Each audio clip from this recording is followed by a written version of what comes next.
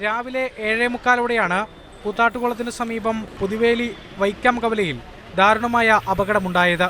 Koothattukulam Marygiri public സ്കൂളിലേക്ക് കുട്ടികളുമായി എത്തിയ കോൺട്രാക്ട് വാഹനം നിയന്ത്രണം വിട്ട് മതിലിൽ ഇടിക്കുകയായിരുന്നു. ഇടിയുടെ ആഘാതത്തിൽ UKG വിദ്യാർത്ഥികളായ ആൻമരിയയും നയനയും വാഹനത്തിന്റെ ഡ്രൈവർ ജോസും മരണപ്പെട്ടു.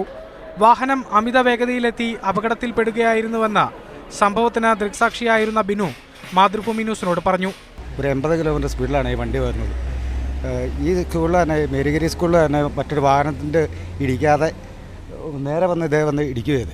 അതേസമയം അപകടത്തിന് നിമിഷങ്ങൾക്ക് മുൻപ് വാഹനത്തിന്റെ ബ്രേക്ക് നഷ്ടപ്പെട്ടതായി ഡ്രൈവർ പറഞ്ഞുവെന്ന് കുട്ടികൾ പറയുന്നു. ബ്രേക്ക് കൂട്ടിയതായിരുന്നു. ആ സമയത്ത് ബ്രേക്ക് കൂട്ടിയ സമയത്ത് നമ്മൾ പിന്നെ വണ്ടി എൻജിൻ ഓഫ് ചെയ്തു. പിന്നെ വണ്ടി സൈഡിലേക്ക് എടുക്കാൻ നോക്കിയത് പറ്റിയില്ല. അവർ പറഞ്ഞിട്ട് അയ്യോ ബ്രേക്ക് പോയോ സംശയം. എന്നാൽ മോട്ടോർ വാഹന വകുപ്പ് നടത്തിയ പരിശോധനയിൽ ബ്രേക്കിന് തകരാർ കണ്ടെത്താനായിട്ടില്ല. റോഷാകുലരായ നാട്ടുകാർ കടുത്ത പ്രതികരണങ്ങളുമായി രംഗത്ത് വന്നു. റോഡിന്റെ അശാസ്ത്രീയമായ നിർമ്മാണ രീതികളും കോൺട്രാക്ട് വാഹനത്തിൽ കുട്ടികളെ സ്കൂളിലേക്ക് കൊണ്ടുപോകുന്നതുമടക്കമുള്ള വിഷയങ്ങൾ നാട്ടുകാർ ചൂണ്ടിക്കാട്ടുന്നു. അപകടം നടന്ന പുതുവേലി വൈക്കം കവലയിൽ നിന്നും ക്യാമറമാൻ ജോബി മാത്യുവിനൊപ്പം ജീവ് ടോം മാത്യു, മാതൃഭൂമി ന്യൂസ്.